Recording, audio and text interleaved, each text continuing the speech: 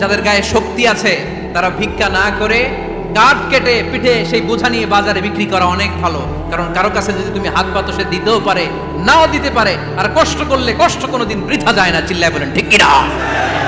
বিষ্ণু ইসা ইসলামের অনুপ্রেরণায় এই সাহাবা অল্প কিছুদিনের ব্যবধানে স্বাবলম্বী হয়ে গেলেন। What is the moral of the story? বিশ্বনবীর এই প্রফেটিক স্টোরি থেকে আমাদের কি শিক্ষা?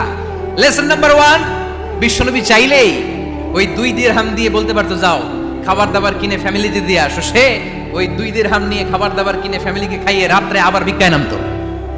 কথা কন, রাত্রে কি করতো? ভিক্ষায় নামতো। বিষ্ণু ইসা ইসলাম তাকে কাজ করে খাওয়ার জন্য উৎসাহ দিলেন। পাশাপাশি বিষ্ণু ইসা ইসলাম পার্মানেন্ট সলিউশন দিলেন। এজন্য পার্মানেন্ট সলিউশনের ব্যবস্থা করতে হবে। অনেকে আমরা যাকাত দেই, যাকাতের শাড়ি দেই, যাকাতের লুঙ্গি দেই, আছে না নাই? লক্ষ্মীপুরে এরকম দেয় নাকি? কি দেয়?